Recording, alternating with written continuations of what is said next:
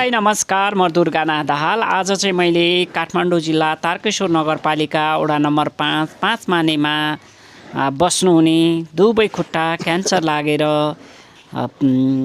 जीवन बिताइरहनुभएका वृद्ध 73 वर्षको बुवा जो अहिले पनि बारी खेतमा काम गर्ने, कोदालो खन्ने, कोदाली चलाउने, दाउरा चिर्ने, घरमा सबै कुराहरू चाहिँ गर्नुहुन्छ, घराइसी सबै कुराहरू गर्नुहुन्छ र उहाँ नै बुवाको एउटा प्रेरणादायक भिडियो लिएर तपाईहरुमा आज उपस्थित भएको छु।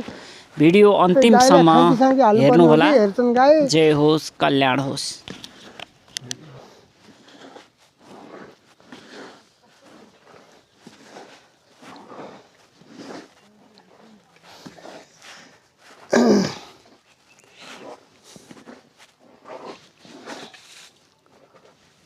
कतिवटा वस्तु छन्, कति के छन्?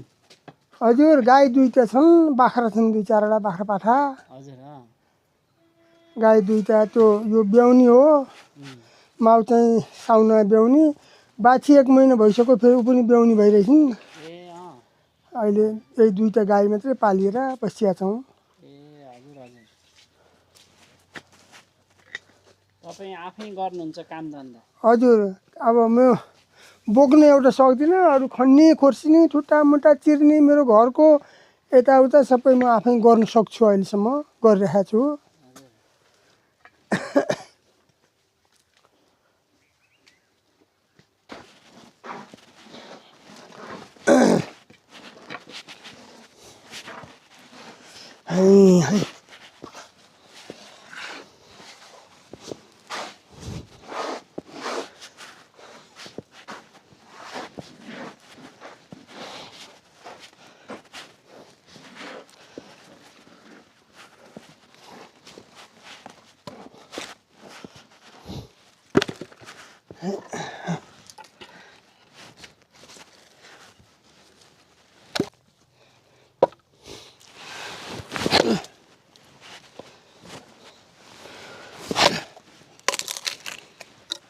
सुकेका पुरानो दाउरा चिर्न अलि गाह्रो हुन्छ।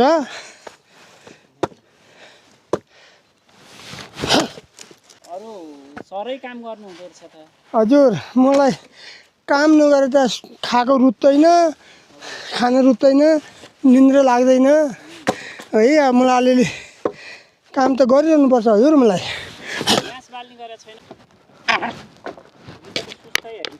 हजुर सुस्त त्यस्तो कोही मान्छे देखे त सधैँ नौलो मान्छे त डर लुक्छ भित्र गएर है। अब त्यस्तोलाई के चाहिँ भन्नु। अनि बुहारी पनि बाठो टाठो होइन, बुढीको थला पऱ्यो। अब म तगडा त मै त हो नि। अनि केही गर्नुहुन्छ कि हाम्रो दिन राम्रो आउँछ कि भन्ने चाहिँ आश चाहिँ लागिरहेको छ। गर्ने चाहिँ गरेर देखाउनु भयो भने थाहा होला।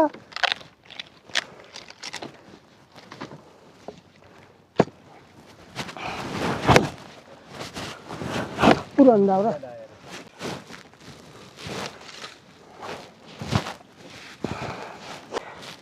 ए बाबु, मलाई कोदालो ल्याऊ, त्यहाँ तल बारी बाँझै छ, म खन्छु अलिकति। कोदालो चाहिँ खाटोमा चाहिँ कहाँ छ, ल्याउ त।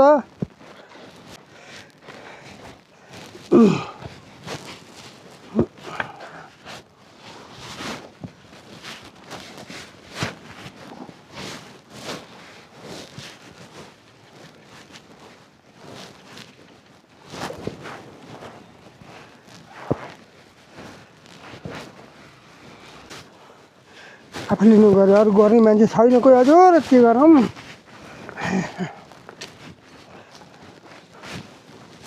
मल्नु थरी खन्नु भएन। अब मकै रोप्नुपर्छ, यहाँ काम गर्नुपर्छ।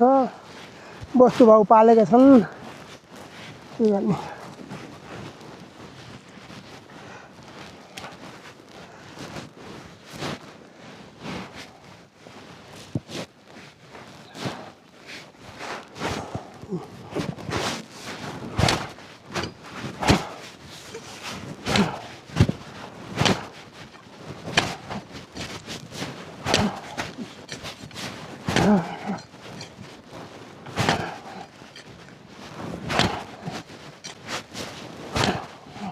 एकदम अरूभन्दा बलियो छु तगडा जस्तो लाग्छ। म गर्न पनि सक्छु, भित्र रोग पनि अहिलेसम्म लागेको छैन। अब हिजोको मेरो भाग भोगेँ होला हजुर, मलाई हिजो यस्तै लेख्नुभयो होला भगवान्ले, त्यस्तै भोगेको छु मैले।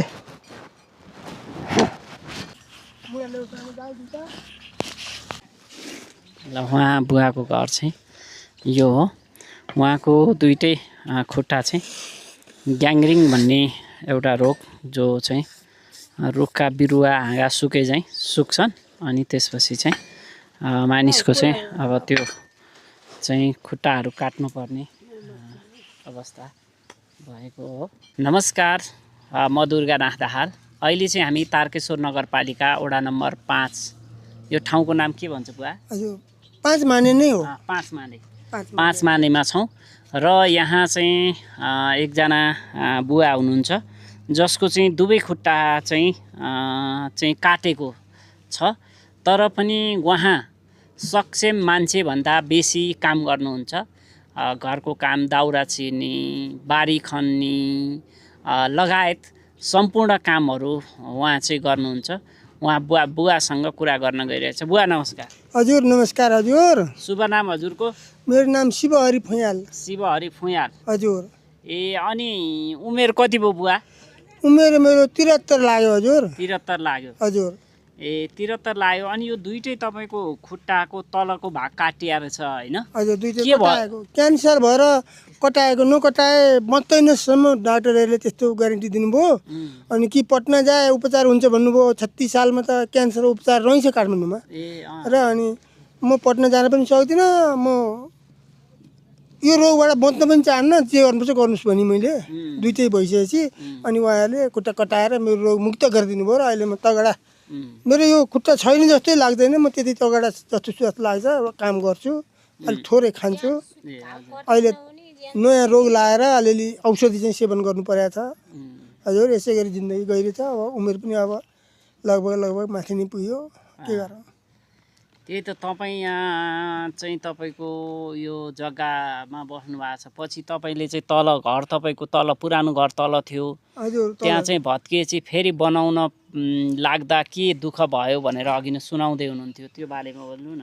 त्यो घर भूकम्पले चर्क्यो, लड्यो हजुर है, लड्यो अनि बस्नु नमिल्ने अवस्था भयो। भइसकेपछि मैले त्यहाँ हरेक गरेर ट्रस एउटा सानो हालेँ, त्यो ट्रस पनि पहिरोले तान्यो र त्यहाँ अनि त्यो तानिसकेपछि सरकारी जमिनमा बसिरहेछ भनेर मलाई कहाँबाट कसले रिपोर्ट हाले, गाउँले सरकारी जग्गा अधिग्रहण गरेर बसिरहेछ भनेर हालेर मलाई 81 आएर जङ्गलको निकुञ्जको मान्छेहरू आएर हातगाडी चाहिँ लिएर आउनु भएछ, मलाई लाउनु भएन है।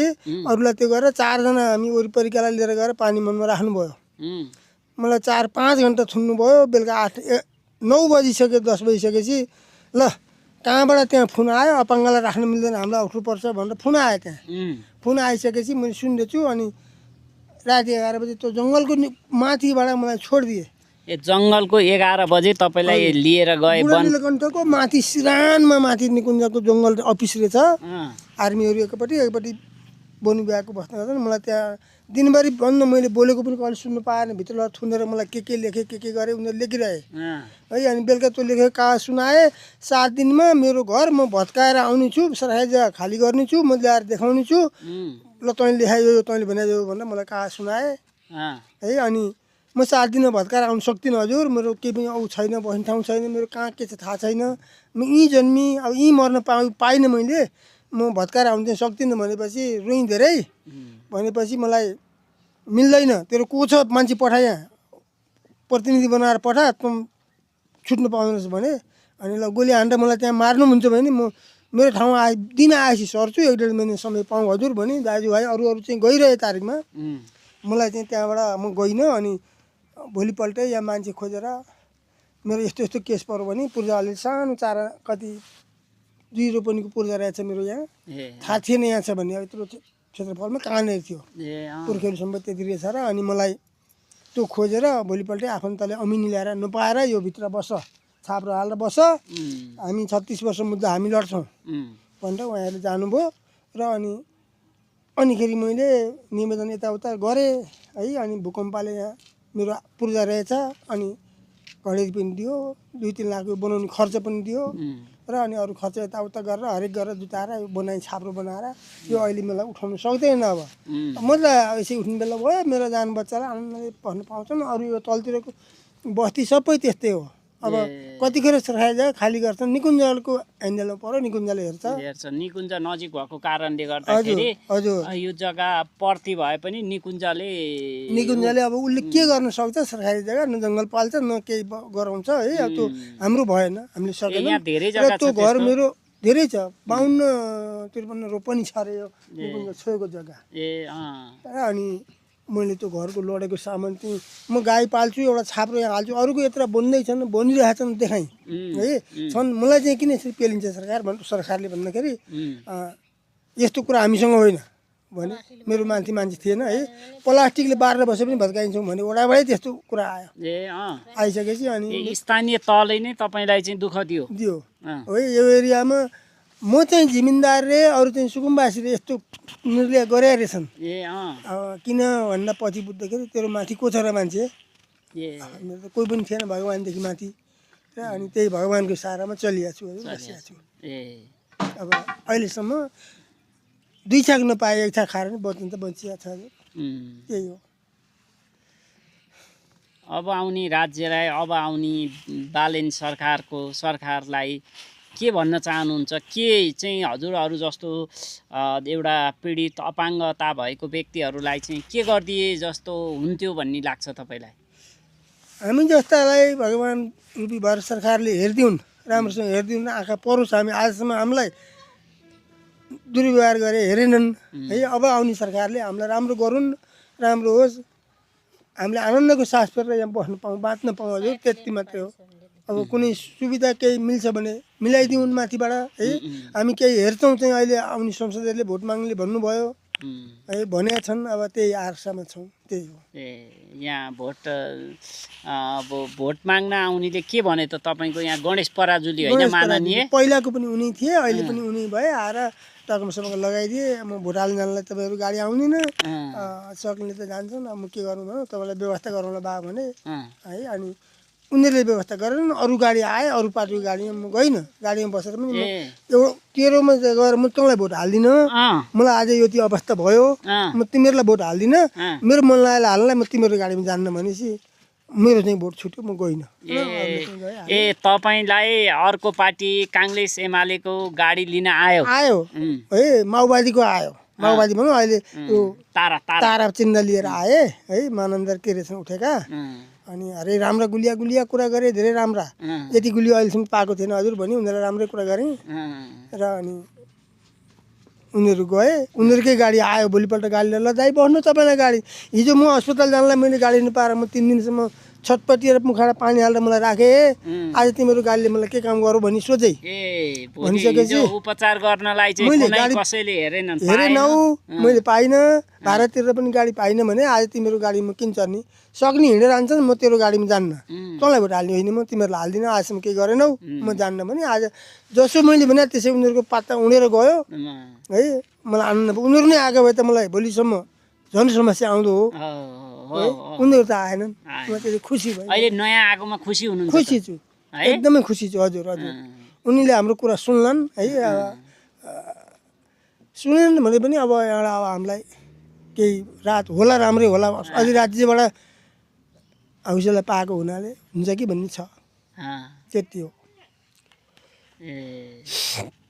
अरू केही छ बुवा केही कुरा गर्न राज्यले अथवा अरूले के चाहिँ गरिदियोस् भन्ने छ के छ हजुरको चाहना हामी जस्तो अशक्त अपाङ्ग पृथ्वीलाई बोर भएको जस्तो मानेका छन् कोहीले त्यस्तोलाई भगवान जस्तो भएर हामीलाई सरकारले त्यो व्यवहार नहोस् कोही आउने पाउने रहेछ भने हामीलाई दिलाइदिउन् हामी अशक्त भएको हुनाले त्यही नै हो म जस्तो अपाङ्गता धेरै होलान् म जति तगडा भएर काम गरेर खाएर आफ्नो खुट्टामा आफ्नो उसमा उठ्या जन्मिया चाहिँ कमै होलान् है कोही रुमाल थापेर बाटामा बसेर पनि मेरो आँखाले देखाएको छु मलाई त्यो अवस्थामा अहिलेसम्म पुगेको छैन म गर्न सक्ने भएर हो तर मेरो पनि मस्ती गलेपछि त्यही अवस्था आउला भगवान्ले त्यो अवस्था हेरिदिउन् त्यही हो मलाई त्यतिखेर हेरिदिउन् भगवान्हरूले हजुरहरू सारा संसारबाट मलाई यो नरकमा डुब्नु नपाएर मेरो खान नपाएर मरो भन्ने चाहिँ नआओस् मेरो त्यति मात्रै त्यस्तो त्यो अवस्था आउँदैन बुवा हजुर है त्यति म ढुक्क छु हजुर हस् त हस् बुवा हजुर नमस्कार नमस्कार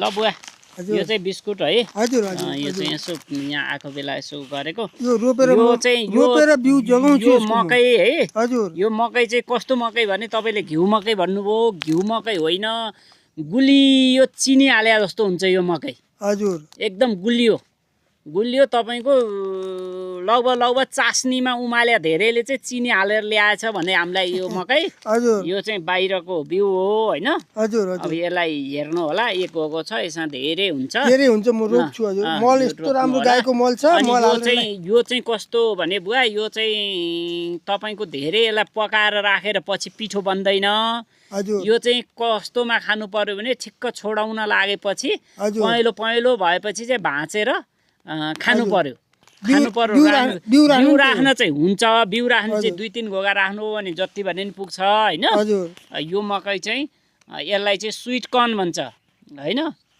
यो गुलियो मकै भन्छ यसको नेपाली नाम चाहिँ गुलियो मकै धेरै गुलियो मकै पार्टी भोजहरूमा मान्छेले खान्छन् नेपालमा यो चाहिँ हामीले फलाएका थियौँ यहाँ तपाईँ चाहिँ यहाँ यसो गर्नुहुन्छ दुःख गर्नुहुन्छ भनेर एक घोगो मकै बुवालाई उपहार ल्याइदिएको यसको बिउ एकदम मिठो हुन्छ मकै यो हजुर हजुर हजुर है त हस् नमस्कार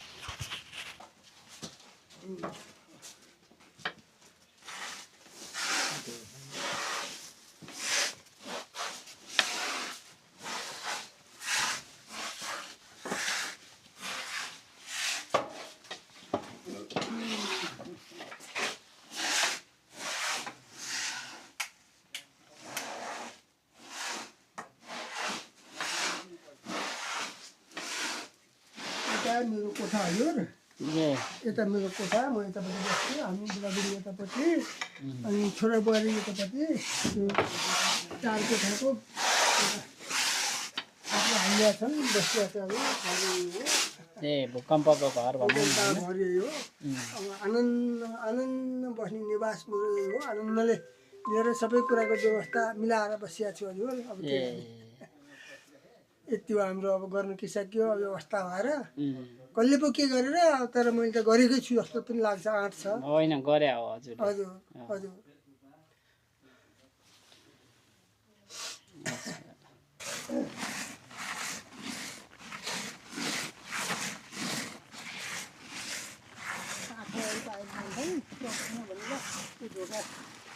आफैले पक्का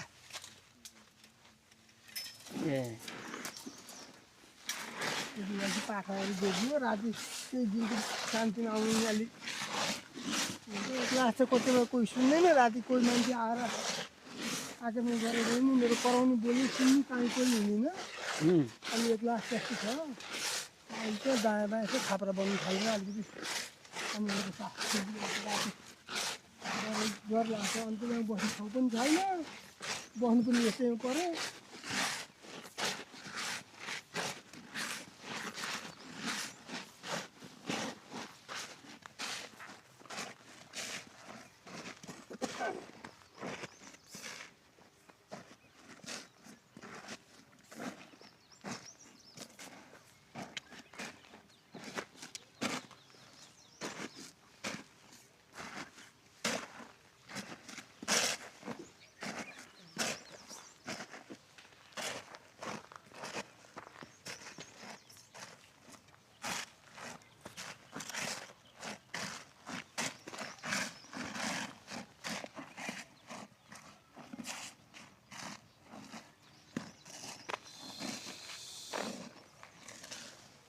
यही डाँडा बस्नुहुन्छ तपाईँ हजुर म बिहान बेलुका यो कमाइ झेर्नु जोड्नु पर्दा राति पनि यहीँ बस्छु धेरै छाता उडेर ओरेर राति बर्खा पनि जिन्तुले दुःख दिन्छ कमाइ खान पाइँदैन नत्र यहीँ बस्ने यहीँ नै हो म फेरि तिम्रो त ए राति कुर्नुहुन्छ हजुर नकुरे त के पनि कमाइ गरौँ यो अवस्थाले खान पाइँदैन अनि यहीँ नै बस्छु राति पनि धेरै जस्तो यता जमिन यता छ होइन हजुर घर यता छ यता घरको पनि हेरिन्छ यहाँ टर्च भालो यताउता उता आउँछ यता माथिबाट झार्छ बजारे पाएर 15 एकचोटि झार्छ ए अनि यहाँ कराउँछु टर्च बालेपछि अनि उतै फर्किन्छ त्यति गरेर नि कोही बेला खान्छ जोगाउनु सकिँदैन राति यसो आँखा लाग्छ आएर खाइहाल्छ दिउँसो पनि जङ्गलमा बस्दिन्छ नि वरिपरि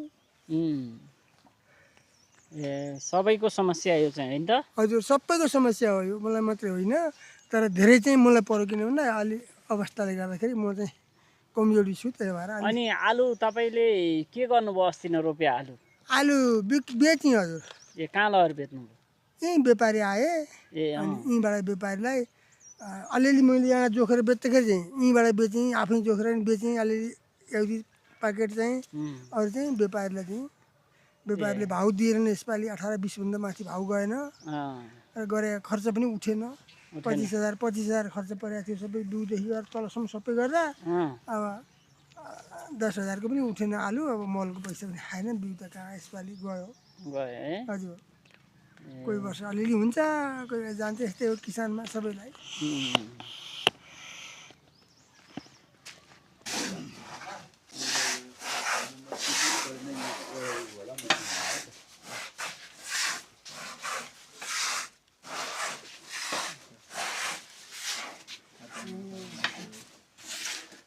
यतापट्टि ग्यास राखिदिएको छौँ त्यहाँ अलिअलि तापमान छ नि तताउनु बेला बेला त्यहाँ औषधिको लागि तापमान चाहिन्छ यतापट्टि ग्यास उतापट्टि छिटामिटा दाउरा बाल्ने कुलो उतापट्टि उता गोठ त्यहाँ चाहिँ म बस्ने भन्ने यही नै हो राम्रो आनन्दको निवास यही हो हजुर मेरो